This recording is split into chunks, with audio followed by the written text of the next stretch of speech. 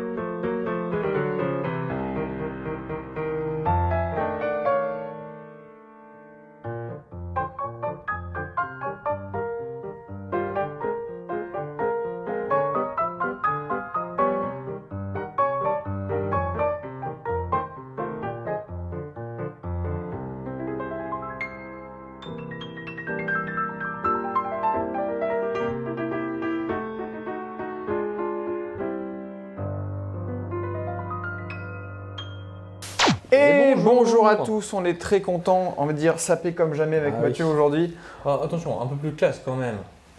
Sapé comme jamais. Oui, pardon, oui, non, mais je pensais même pas ça. C'est vrai.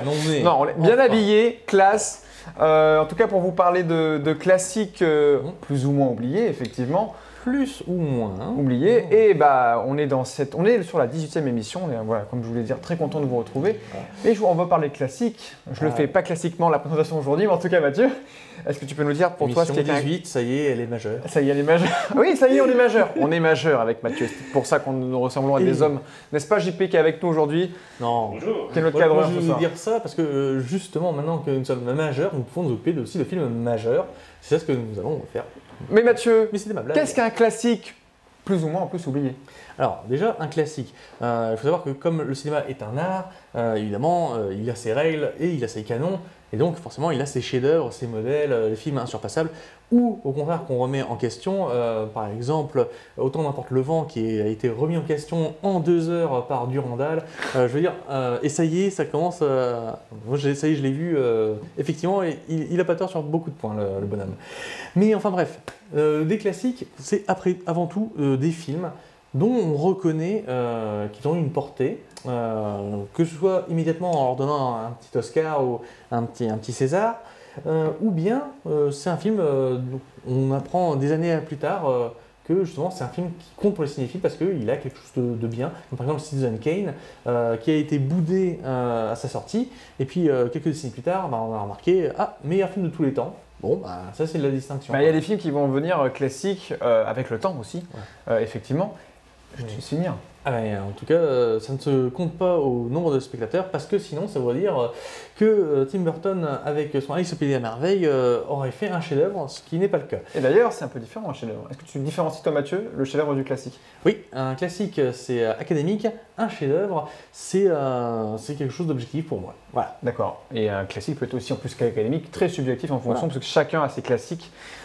Justement, puisque si au bout de la 18e émission on vous parle de films, c'est que peut-être certains, pour nous, ont été des classiques dans les émissions antérieures, et jusqu'à qu'on en parle encore dans les prochaines, en tout cas. D'autres sont des classiques dans leur genre, par exemple les films que tu ne veux plus voir, comme le Hobbit. Comme le Hobbit, que je ne veux plus voir et que je ne reverrai peut-être jamais, mais pas mécontent de l'avoir découvert, en tout cas, ça c'est important. C'est ça bon, aussi en tout le cas, plaisir du cinéma. Classiquement classique, on va parler de films plus ou moins classiques, effectivement. Voilà. Classiques, pardon, mais plus ou moins oubliés. Je vais y arriver. Et on va commencer, Mathieu, avec ton premier film. Un film qui, lui, a été oublié. Pour donner l'eau à la bouche, c'est parti. 3, 2, 1. La sélection de Mathieu. Eh bien, comme entrée, commençons par le menu avec Le Festin de Babette, un film danois de Gabriel Axel, enfin, danois, franco-danois, ouais. Puisque c'est tiré d'un livre de Karen. Alors, le nom exact, parce que c'est un nom danois et moi, déjà, les noms français, c'est pas facile. Voilà. C'est de Karen Blixen. C'est donc l'histoire d'une femme. Qui arrive dans un village austère danois, un village centré autour d'un pasteur et qui est tenu par les deux filles de ce dernier, deux vieilles filles, puisque le pasteur est décédé et elles sont en charge de la petite communauté. Arrive donc une Française qui apparemment fuit les affres de la Révolution. Et, qui s'appelle Babette. Et qui donc s'intègre très bien parce que elle est cuisinière et donc même un pain fait à la bière. Franchement, j'ai envie de tester, juste avant, j'ai envie de tester cette recette, voilà. Parce que visuellement il a l'air dégueulasse, mais comment elle le fait, ça a l'air trop bon. Donc c'était pas bon quand c'était fait genre par des gens qui n'ont pas le technique de la cuisine. Quand une gastronome arrive, elle arrive à en faire quelque chose. Et donc quand elle s'en va parce qu'elle a gagné apparemment une loterie 10 000 francs de l'époque, c'est-à-dire quand même une sacrée fortune, et bien là elle s'en va, tout le monde est mécontent, jusqu'à ce que quelques mois plus tard elle revienne avec beaucoup de victuailles pour faire un festin, pour remercier justement ce village. Donc c'est le festin de Babette. Exactement. Alors, Fabien, qu'en as-tu pensé de ce film? Bon appétit. C'est sans doute le meilleur compliment qu'on peut lui faire. Non, non, j'ai pas désaimé, je n'ai pas détesté. C'est plutôt lent dans la dramaturgie du film. C'est danois sur un bout de falaise. Sur un bout de falaise. Donc du coup, voilà. Mais je savais que c'était danois, mais je me suis dit voilà. Donc non, c'est comment il est monté, comment le film est. En tout cas à l'époque, il est de 87. 87. Oscar 87. Oscar 87 du meilleur film étranger. Tout à fait. Très bien. Et du coup, non, c'est comment il est ficelé, parce qu'en fait, j'attendais une sorte de climax prépondérant, sauf que là, c'est un climax doux, et au contraire, c'est notamment plus la chute du film qui te fait comprendre presque les 1h15 d'avant, où tu te dis, ok, il se passe ça, ouais, ça sert à quoi, pourquoi, ok, deux hommes qui rentrent dans l'histoire de ces deux sœurs, est-ce que ça mène quelque chose? Il y en a un, ok, l'autre, un écho, voilà. Non, j'ai découvert ce film parce que tu m'as proposé, et c'est très bien, je ne le connaissais pas d'ailleurs. Je connaissais deux noms, ça me disait quelque chose. Babette était plus ma prof de dessin, je sais pas pourquoi. Pourquoi prof de dessin du collège, Babette, mais qui elle nous apprenait à faire des dessins avec une belle passion, comme Babette fait son métier avec passion. Et c'est vrai qu'à la fin, enfin, je vous spoile pas parce que le festin arrive malheureusement, on va dire à la fin, c'est vrai que ça donne envie et c'est le charme des films d'avant, donc notamment les films des années 80, où tu avais l'impression que la bouffe était meilleure avant. C'est incroyable. C'est vrai. Hein. On a beaucoup perdu au niveau de la qualité des aliments. Donc voilà, et puis notamment le festin va faire peur de différentes façons, chrétiennement, cette communauté. Comme cette communauté est une communauté puritaine protestante, forcément le plaisir, y compris de la table, non, c'est à éviter. Alors ils se disent, oh, on va dire que c'est bon pour être sympa, et ensuite. Pourtant, Jésus a transformé de l'eau en du vin, moi je comprends pas. Hein. Ah mais oui, c'est... Là je sais plus, c'est un très bon vin, je sais plus qui sort d'ailleurs à la fin. Il se trouve que ce film-là, justement, tu parles d'un climax, c'est parce qu'en fait, à mon avis, tu es trop habitué au climax d'aujourd'hui, la forme du film aujourd'hui. Parce que là, justement, c'est le moment de bonheur qui arrive. Et alors, pour moi, le climax, s'il y a Oui, une scène il y en a à faire en il y en a théâtre, c'est forcément pas tant le repas. Non. Une fois que le repas s'est terminé, tous les villageois vont autour du puits pour chanter et danser parce qu'ils s'en font heureux. Ouais. Le bonheur simplement d'avoir fait un bon repas. Ouais. Et c'est tellement bien traduit par la caméra que justement, une fois qu'on a vu ça, à la fois on a eu faim, mais on est rassasié. Et ça, c'est un tour de force. Il n'y a qu'une seule autre œuvre, et c'est pas un film qui m'avait fait ça, c'était Le Gourmet solitaire de Jiro Taniguchi, qui nous a quitté malheureusement il y a peu de temps, où justement c'était l'histoire d'un japonais qui déambule et qui partage avec nous ses repas. Et justement à la fin, tu te sens bien parce que c'est ce genre de truc. C'est typiquement le feel-good movie, excusez-moi de l'anglicisme, et c'est pour ça que je voulais... Un feel-good movie d'époque en tout cas. Voilà. Mais encore aujourd'hui je trouve, parce que moi je l'ai vu, bon, c'était il y a 8-9 ans que je l'ai vu, mais quand je l'ai découvert, j'étais sous le charme, donc c'est un de mes films vraiment préférés. Donc c'est vraiment dans tes classiques à toi. Voilà. Et justement, il a été reconnu aussi comme étant un classique grâce à son Oscar, entre autres, parce qu'il y a eu d'autres... Il est plutôt connu en France du coup il a été hein. connu, Ouais. mais justement il était perdu. C'est pour ça que c'est donc le film plus ou moins oublié. Là, c'était le plus oublié. Ouais. Petit mot quand même pour dire, donc Gabriel Axel est le réalisateur, Stéphane Audran est la seule française du casting, c'est elle qui joue Babette. Sinon, donc, ce sont des noms danois. Donc, j'espère que je les prononce bien. Bodil Kjær, Brigitte Federspiel, qui font les deux sœurs donc, qui dirigent la communauté. Malheureusement, je ne les connais pas. Non. Après, le casting est plutôt bien, effectivement. Là où ils auraient pu tomber dans le piège, quand tu regardes ce genre de film, aujourd'hui, tu as l'impression de regarder un téléfilm, mais ce qui n'est pas du tout le cas avec celui-là, je trouve. Parce que le casting est plutôt réussi, c'est subtil, malgré certains petits rôles qui sont un peu plus stéréotypés, mais on va dire que dans l'ensemble, c'est plutôt propre. Et ce que j'ai trouvé bien, c'est comment ils ont. Parce qu'on voit les sœurs d'une trentaine d'années, et on les voit jusqu'à, on va dire, 70 ans peut-être. Ouais, voilà. Et le casting est vraiment très. Quand on les voit vieilles, elles font un bel écho à celles qui sont jeunes. Elles ont bien été castées, elles se ressemblent vraiment, en tout cas en fonction des différentes tranches d'âge. Donc à ce niveau-là, c'est plutôt réussi, sans avoir eu à apporter de l'effet de maquillage, et c'est très bien. Et c'est plutôt rare aujourd'hui de voir des acteurs qui se ressemblent très bien. Et en tout cas, le choix du casting était très propre à ce niveau-là. Voilà, donc j'ai pas désaimé, j'ai passé un moment intéressant. Voilà, là c'est un mot qu'on n'aime pas dire quand on a une critique de cinéma, mais en tout cas intéressant dans le sens où c'est marrant de voir comment un film peut très bien marcher dans une autre façon de décrire une dramaturgie. Et pour moi, il y a quand même un climax au final avec du recul, c'est le moment où il annonce qu'elle va faire ce repas. Oui. Où là, attention, tout le monde est en train de faire ça, qu'est-ce qu'on va manger? On va manger de la caille, on va manger de la tête de veau, je ne sais plus ce qu'il y a. Et cette fameuse recette du pain aux bières qui peut détrôner... boire ça, manger ça avec la bière au beurre d'Harry Potter. Ça serait pas un truc incroyable, ça? Alors, je te donnerai une adresse où on peut boire de la bière au beurre. Oui, je sais, il paraît qu'on peut la boire. Il paraît que c'est très très très gras. Voilà. Ça dépend.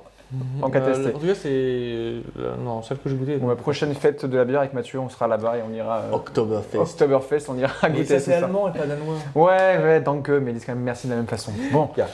Et toi, Mathieu, est-ce que tu peux rajouter quelque chose sur le film?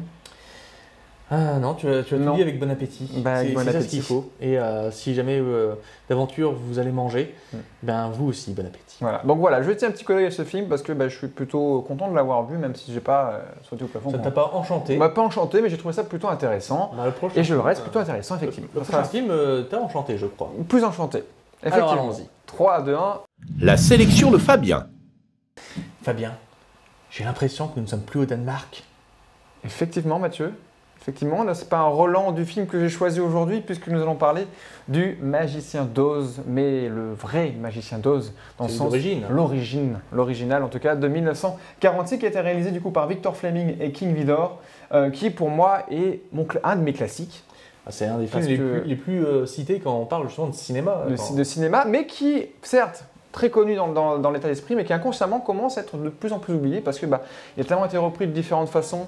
De suite, on a vu une suite récemment. On a qu'au final, je trouve que oui, il est là, ce film-là, dans nos consciences, mais qu'on l'oublie.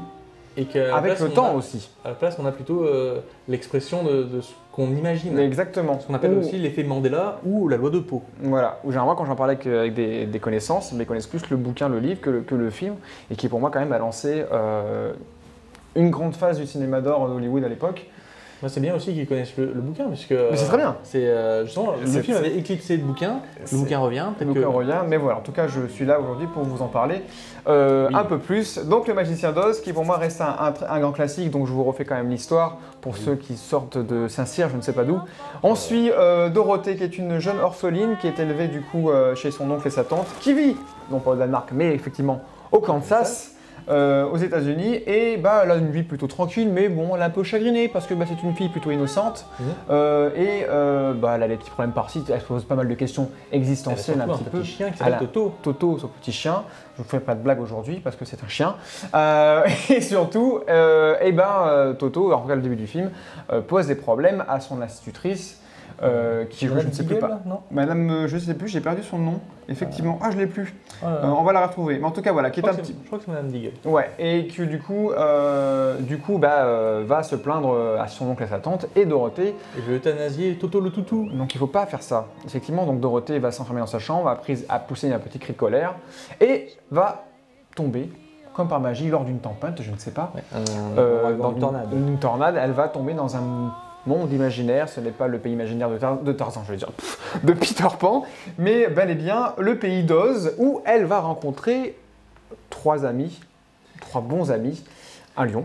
Avec Twister, c'est parti, les aventures sont garanties. C'est ça, un lion, un épouvantail et un homme fait d'acier. Je vous l'ai dit, vous les voyez tout de suite en tête, effectivement. Et elle va se rendre compte que dans ce pays de magie, il y a des sorcières, plusieurs sorcières, mais notamment une qui est méchante, qu'il va falloir éliminer si elle veut retourner. Sorcière de l'Ouest. Si elle veut retourner effectivement chez elle, saine et sauve avec son petit chien Toto. Voilà, je pense que j'ai dit le plus grand, même si je ne rentre pas dans les détails, mais en tout cas vous connaissez l'histoire.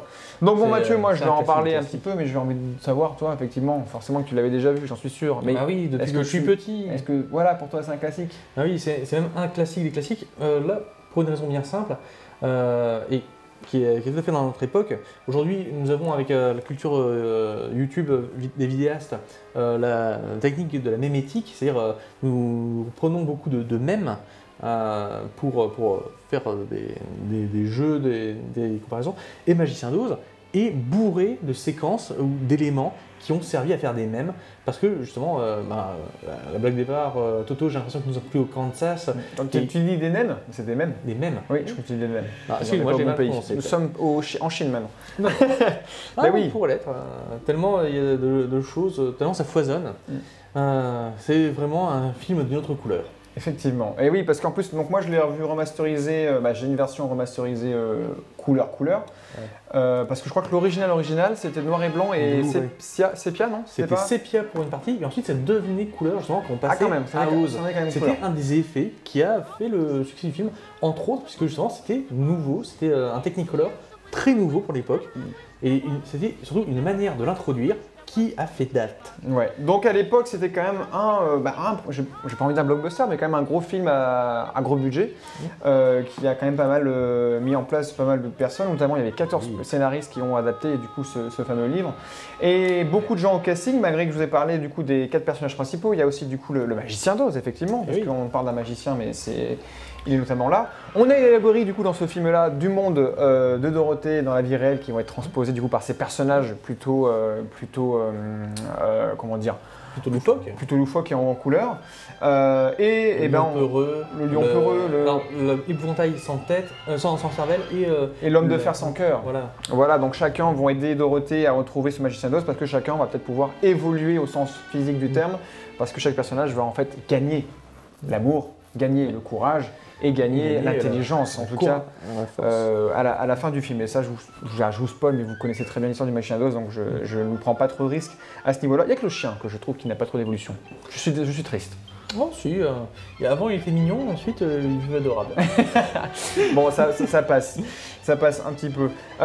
Et surtout qui a révélé la grande Judy Garland, quand même, s'il vous plaît. Somewhere over the rainbow. Vous connaissez cet air repris par plein d'artistes.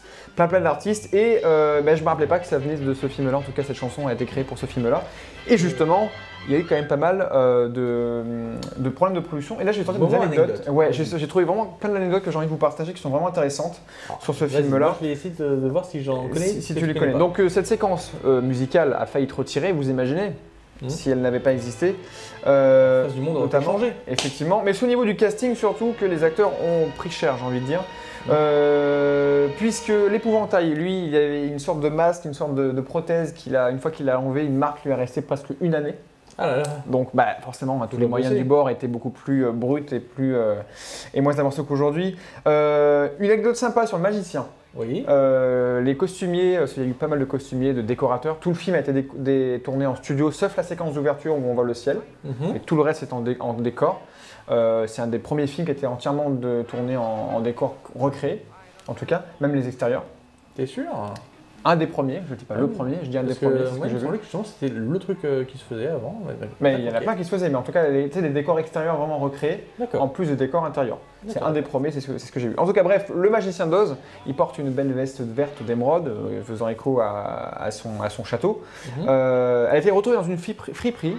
Et la coïncidence de ouf, je trouve, une fois qu'ils s'en sont rendus compte plus tard sur le tournage, elle avait appartenu à l'écrivain du magicien d'Oz. Ah bah dis donc. Alors ça c'est une super anecdote, je trouve que ça je ne le connaissais pas. Ça elle est cool. Sur la petite Judy Garland, à part qu'elle a été révélée, que ça avait permis d'avoir une carrière après, il n'y a pas grand chose. Moi je trouve que son costume, quand je l'ai revu là, je pense que Alice au Pays des Merveilles. Iconique. On est d'accord, hein. Totalement. Mais même Alice fait référence, je trouve, au Pays des Merveilles. Elle a un peu cette Oui, bien sûr. Je pense que c'était la version qui s'appelle américaine de ce conte anglais. Dans le bouquin, les chaussures qu'elle porte et qui lui permettent de rester protégée, les chaussons de rubis, sont en argent normalement. Et ils ont voulu mettre du rubis dans le film pour que ce soit plus visuel. Je me pas de ça. Je me rappelle dans le bouquin, c'était l'argent. L'homme de fer, c'est marrant parce qu'il y a eu deux comédiens. Le premier n'a pas supporté le costume qui avait des fuites d'aluminium, dans le sens, et du coup ils ont dû le remplacer. Et je pense que c'était plutôt original. Et le lion, alors ça c'est ouf, il voulait prendre au début, pour qu'il soit plus réaliste encore que le comédien, quand même plutôt bien joué, je trouve qu'on dirait un clown. Enfin, il a vraiment le visage du clown au sens propre, ce comédien. Quand il joue. Oui, quand il est triste, il est trop adorable. Il voulait prendre le lion de la MGM. Le fameux lion qui fait. Non, mais je t'assure. Non. Le lion de la MGM, donc vous voyez très bien le logo de la MGM avec le lion qui reste dans nos têtes maintenant. Il voulait le prendre, parce que c'est trop compliqué au tournage, et il voulait lui rajouter des voix par-dessus. Qui aurait été un peu difficile parce que tous les autres personnages sont des humains. Et pour humaniser un lion qui est un vrai lion, je pense que prendre cet homme qui restait en plus debout était plus sympa. Mais le costume qu'il porte, c'est une vraie peau de lion. Ah! Non, pas le lion de la MGM, heureusement, sinon mais c'était un vrai. Et c'était plutôt difficile sur le tournage. Ce film n'est pas vegan. Voilà, ce film n'est pas vegan. Donc j'ai trouvé ça original. Mais en tout cas, l'anecdote du costume du magicien d'Oz, on retrouve en friperie une veste qui avait appartenu à l'auteur, je ne sais pas comment il s'appelait. Cette veste-là qui avait inspiré l'écrivain pour la donner à son personnage. C'est incroyable quand même. Hein. C'est formidable. Donc voilà, plein d'anecdotes en tout cas, ils ont plutôt souffert sur le tournage parce que ça a été plutôt difficile. Et j'ai vu que tous les nains qui jouent les Munchkins, qu'on voit au tout début, qui font écho aussi aux nains de Charlie Chocolaterie, je pense que c'était un petit peu inspiré. Ça en a un petit peu inspiré, je pense. Mais ils sont tous morts. Parce qu'ils avaient vraiment. Alors, ils mettent dans les anecdotes, ils ont mis qu'ils avaient tous enrôlé tous les personnes de petite taille de tout Los Angeles à l'époque pour faire cette nains. Et en 2013, je crois, le dernier qui avait pu jouer dedans est décédé. Donc tous les Munchkins sont décédés. Voilà les anecdotes que j'ai trouvées que j'avais envie de partager, parce que je trouve vraiment très drôle. Moi j'en ai 3 à partager. Allez, vas-y, parfait. Alors la première, c'est il paraît que le Magicien d'Oz peut être synchronisé avec l'album Dark Side of the Moon de Pink Floyd. C'est le Fossil Film qui en parlait aussi. J'ai pas vu ça. Comment ça synchroniser? C'est-à-dire que en fait, quand tu mets le film et le disque en même temps, tu peux avoir un effet spécial. Tu as testé? J'ai pas encore testé. Il faudra qu'on regarde ça. Deuxième anecdote, il y a eu un mini scandale bien après la sortie du film, puisque dans un des décors, on a l'impression qu'il y a un des Munchkins qui s'était pendu. Et donc il y avait la légende urbaine que justement il y avait eu un suicide. Et qu'on avait gardé la prise où il y a un mort. Mais d'ailleurs, on avait regardé cette séquence à notre école à l'époque, avec notre professeur d'analyse, et on en avait parlé, effectivement. Ça, je m'en dit les choses. Maintenant, troisième anecdote, tu as dit que les acteurs avaient pris cher, tu en as oublié une. L'actrice qui la jouait sorcière. la sorcière, Pardon. justement, a Oui. fait 2 prises pour sa sortie lorsqu'elle sort dans les flammes du village des Munchkins. Parce que la première était pas très bien, mais elle était gardée. Parce que la deuxième, justement, elle s'est brûlée. Elle s'est vraiment brûlée. Alors qu'elle était mieux, mais elle a dit non, on garde pas. On garde pas. Non, ouais, ça s'est brûlé sur la deuxième, effectivement. Mais les effets plateaux sont quand même plutôt bien faits. Les costumes sont vraiment iconiques. Je trouve qu'il n'y a même pas de défaut.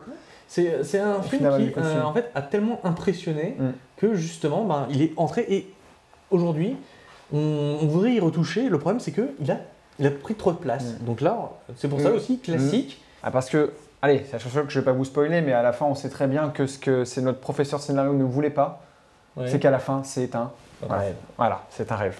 Et voilà. Lorsqu'on a vécu une telle aventure, on a un rêve. Et surtout, là, c'est pas « Oh, c'est un rêve, je suis soulagé ». Au contraire, elle a une leçon. Oui. Donc, le rêve avait un enjeu et avait une réalité. Et elle a vu son petit monde sous un autre angle. Le dernier film à avoir réussi ce tour de force, c'était Inception. Voilà.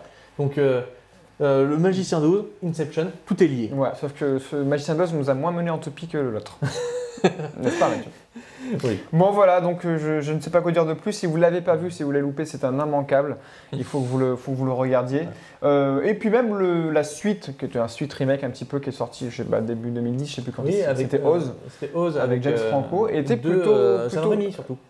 Oui, c'était Sam Raimi qui avait réalisé. Qui était plutôt sympa. Je n'avais pas détesté. Je ne l'ai pas vu. Je l'avais trouvé plutôt sympa, beaucoup plus prenant que le Maléfique qu'ils avaient fait par exemple, qui pouvait être. C'était un plaisir de parler de classique. Ça m'a toujours fait bien de parler de classique. Plus ou moins connu certes, mais on va retrouver classiquement notre interview du mois. Ça fait plaisir. Oui. N'est-ce pas Mathieu? Je te laisse la lancer, vas-y. Eh bien, c'est parti pour la création. L'invité du jour. Et nous voilà de retour dans cette fin d'émission avec nos 2 invités aujourd'hui. Oui. Puisque c'est les fêtes, je ne sais pas, c'est le mois de juin, on a envie d'inviter plus de gens, il fait beau, il fait chaud. C'est le printemps qui s'en va, c'est donc l'éclosion, les fleurs et la beauté, puisque nous avons donc 2 personnages très sympathiques, François Simon et Léna. Bonjour à vous. Bonjour. Donc ils font partie de l'association Creative Maker. Je te le dis bien comme ça? Oui. Ça va, mon accent anglais est pas ouf, mais ça va passer. Et Mathieu, je vais te laisser présenter cette superbe association qui est avec nous aujourd'hui. Alors, la présentation est bien fournie, elle est belle, mais on va essayer de faire vite. Donc, née d'un regroupement de 7 acteurs, l'association Creative Maker a pour objectif d'encourager la familiarisation et la formation au métier du cinéma, de l'audiovisuel et du numérique, et ainsi permettre l'émergence de jeunes talents et créations innovantes. Alors, c'est une entreprise que j'ai découvert moi il y a 2 ans par l'intermédiaire du concours d'écriture de scénario. Que tu avais fait partie? J'avais participé d'ailleurs. J'ai participé aux 2 qui sont déjà passés puisque c'est annuel. C'était génial. Et donc une fois que un scénario a été validé, parmi douzaine qui est écrite chaque année, peut-être plus bientôt vu qu'on vous souhaite du succès, vous faites en sorte que le lauréat puisse aller dans une maison d'écriture, puisse ensuite faire produire son film et vous l'aider à produire aussi. Vous sortez d'ailleurs d'un tournage d'un court-métrage de cette manière-là. Donc, participer aux différentes choses. Donc, je pense qu'on peut aller directement dans les questions. Mais exactement. Parce que, comme je l'ai dit, moi j'ai découvert, et je crois que c'est le cœur de votre asso, cœur public en tout cas, c'est le concours d'écriture, le marathon d'écriture comme vous l'appelez. Mais quelles sont les autres grandes activités de Creative Maker? Et bien là, en fait, justement, sur le mois de mai, on a eu les ateliers appelés le grand public pour qui s'appelait Carrément Cinéaste. C'était pour le grand événement sur Nantes, Carrément Lu. Biscuit. Carrément Biscuit, pardon. Mais c'est par rapport au biscuit. Tu as dit la marque, c'est pas bien. Surtout à Nantes, on ne dit pas Lu, on dit le lieu unique. Exactement. Je vais dire le fait brutal. Non, mais je déconne. Mais du coup, voilà, donc pour Carrément Biscuit, merci. Donc c'était 4 ateliers en fait d'initiation et de découverte du cinéma. Donc il y avait du fond vert, du stop motion, la table mashup et les ateliers de doublage qui étaient aussi faits en partenariat avec les ateliers doublage, une autre association. Donc voilà, ça c'est une grosse activité du coup publique puisque voilà, là on a fait connaître notre association, tout ça. On a eu une 2e édition de ces ateliers-là le 9 juin. Donc ce week-end aussi, on est en parallèle de notre tournage. Voilà. Et vous êtes né en quelle année? Enfin, l'association, bien sûr. Alors, elle a été créée en 2016, D'accord, mais les actions ont commencé en 2017. très bien. Alors, mais comment attirez-vous les intervenants professionnels qui vous aident lors des marathons d'écriture? Puisque chaque binôme ou chaque personne qui écrit seule est coaché par quelqu'un. Ça demande beaucoup de monde. Comment vous faites pour avoir autant de monde?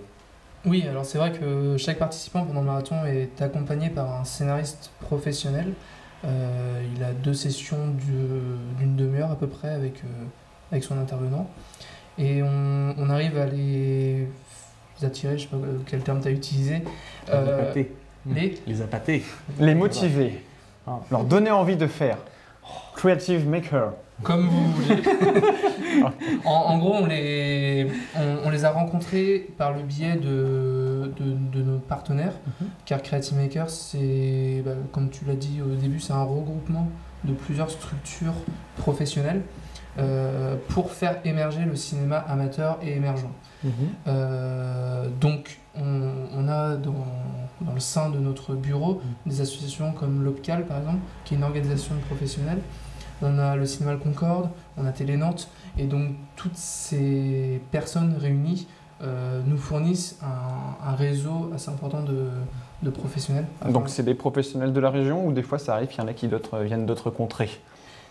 Alors pour le moment on a travaillé essentiellement avec des gens de la région. C'est très bien, Voilà. justement. Là dans une semaine on va faire intervenir des personnes extérieures à la région lors d'une masterclass portant sur le thème de la web série.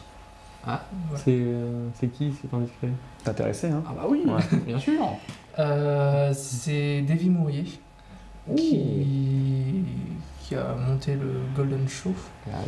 Et on va faire aussi venir Camille Ganassia, qui est l'auteur et réalisatrice de la web série Le Meufisme.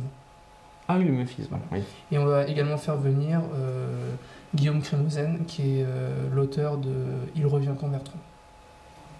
Ça me dit pas, mais ok. Mais les deux premiers, C'est effectivement, une web série qui était financée et diffusée sur Arte. D'accord. Ah, très Donc bien. ça pèse dans le game. Très bonne, Non, mais- bonne série que je vous conseille. Alors, la spécificité de Creative Maker, c'était aussi que chacune de ces structures ou associations parentes, elles sont spécialisées dans la diffusion ou plutôt dans la production, pour Capucci notamment, alors que Creative Maker, elle regroupe tout.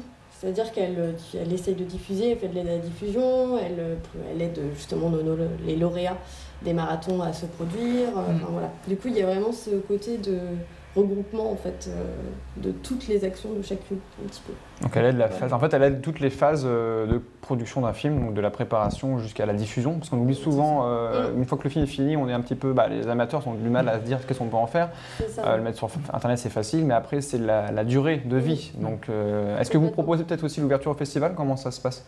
Oui. Ouais. Justement, dans le cadre du marathon que tu as fait, Mathieu, donc en fait, c'est un événement qui s'inscrit dans un parcours. C'est ce qu'on appelle le parcours Creative Maker, donc qui débute lors d'un marathon. Ensuite, il y a une résidence d'écriture où il y a les 3 lauréats du marathon sont accompagnés encore une fois par des réalisateurs, des scénaristes et des producteurs qui viennent pour les accompagner. Et après, on les accompagne pendant le tournage, la post-production et ensuite pendant la diffusion. Donc ça passe par les festivals, par les cinémas, on les contacte et on essaye d'installer des... Donc vous commencez à avoir un beau carnet de contacts peut-être? Faut pas le dire, Mathieu, on va croire que non. Non, Du coup, vous avez un peu amorcé ma quatrième question, mais vous avez énuméré un petit peu toutes les aides que vous pouvez apporter. Est-ce qu'il y a des aides peut-être financières qui arrivent? Comment un jeune cinéaste qui aimerait réaliser son film, vous êtes là, vous proposez des masterclass, un accompagnement. En détail, est-ce qu'il se cerne par peut-être un financement particulier? Comment vous aidez à la réalisation proprement dit du film? Donc nous, on n'est pas une association de production, c'est-à-dire que les gens ne viennent pas avec un projet et ils nous disent pas on veut être produit. D'accord. Parce que dans ces cas-là, on ne voit pas l'intérêt, entre guillemets. Il y a un intérêt, mais nous, on ne le voit pas parce que notre but, c'est d'accompagner les gens. Donc de l'écriture jusqu'à la diffusion. Donc ça passe par exemple par le marathon, où on accompagne des gens depuis le début, dès l'idée de leur projet, et ensuite on les accompagne jusqu'au bout. Et dans l'accompagnement, ça passe par plusieurs phases, parce qu'on vise à la fois le grand public, donc avec les ateliers dont tu parlais, Léna, et on va jusqu'au semi-professionnel avec des ateliers qu'on organise de perfectionnement sur des sujets précis. D'accord. Et ce qui est intéressant aussi avec le tournage, c'est qu'on met en place une deuxième forme d'accompagnement lors des tournages, parce qu'on accompagne forcément le lauréat du marathon dans la réalisation. Donc dans le cas du lauréat de cette année, c'était sa première réalisation, donc on a fait appel à un réalisateur professionnel pour pouvoir l'accompagner. Et en plus de ça, on accompagne des personnes qui n'ont pas forcément d'expérience dans les tournages, en leur offrant l'opportunité d'aller sur un tournage en accompagnant des chefs de poste professionnels. Ma dernière question, et que j'aimerais savoir, quels sont vos futurs projets qui vont arriver peut-être cette année encore, peut-être voir le début de l'année prochaine si vous avez commencé votre échéancier de calendrier, et vos futures idées créatives. Donc on a vu ce que vous venez nous concocter, ou en tout cas ce qui arrive.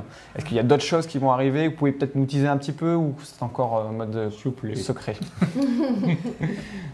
Donc on va continuer nos actions actuelles, tout simplement. Donc on va organiser de nouveau des ateliers grand public, en faire plus dans différents quartiers. Donc pour le moment on en a fait au Château des Ducs de Bretagne, on a fait au centre socio-culturel de Bout-des-Landes. Donc on aimerait vraiment en faire dans toute la ville de Nantes et voir en dehors de Nantes. On va repartir aussi sur un nouveau parcours l'année prochaine, donc refaire un marathon d'écriture. Et on va lancer, c'est encore un projet, un gros axe sur la web série. C'est pour ça qu'on fait une masterclass pendant ce film Summer Camp, parce qu'on a envie de développer l'émergence de la web série à Nantes. Et cet automne, on va aussi accueillir un 48 heures film project. Ah oui, on a entendu parler. Voilà. Ça consiste en quoi? Le 48 heures, c'est les équipes s'inscrivent, ils ont 48 heures pour faire un film, ils ont des contraintes de temps, de durée de tournage forcément. Une thématique. Et ils doivent piocher trois thèmes, enfin un genre, un personnage et un objet, une phrase. Et il y a aussi un... Ouais, après ça dépend, moi j'en avais fait sur Tours par exemple, j'en avais fait... Oui, c'est ça. C'est un personnage, un objet et un genre.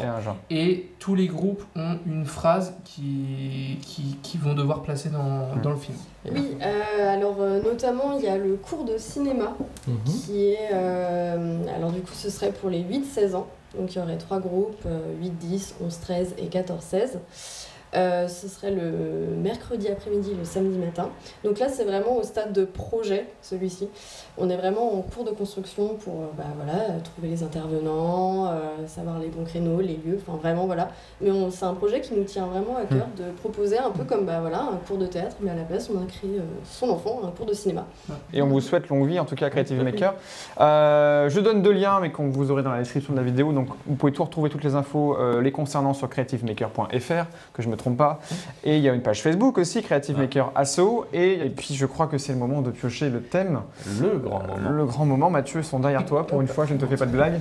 Le moment chapeau. Oh mon Dieu. Le moment chapeau. Derrière moi. Exactement. Ou le moment bravo. Et là, c'est le moment chapeau. On va piocher du coup le thème. De la rentrée. Mois de septembre, mois de rentrée, parce qu'on se retrouvera cet été, comme les dernières, en une seule émission, mais un peu plus spéciale, qui arrivera fin juillet. Et là, pour l'instant, on ne vous dit pas le thème, mais en tout cas, là, on pioche le thème du mois de septembre.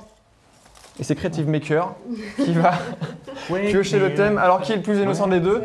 Vas-y. Allez. Attention. Film à ne pas voir. On aura le temps de réfléchir pendant cet été pour vous faire découvrir un film qu'il ne faudra pas voir, mais le but c'est de vous le faire voir, ou en tout cas vous en parler. Vous avez peut-être envie de le voir ou pas, mais en tout cas c'est pour nous un film qu'il ne faut pas voir. Effectivement, voilà. Parfait. On s'est fait avoir. On s'est fait... C'est toi qui l'as choisi ce thème, Mathieu. Oui. Il est plutôt original et je l'aime bien.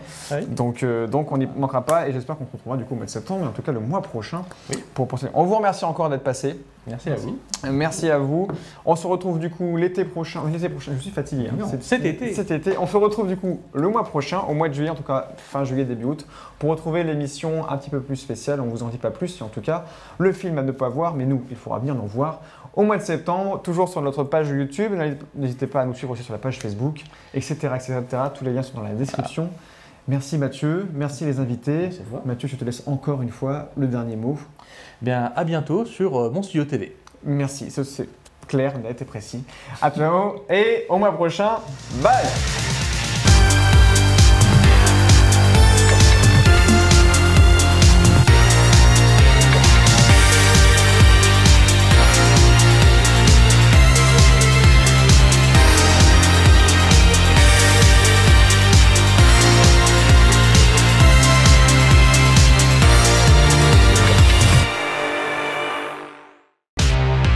VHS, visionnage hautement subjectif.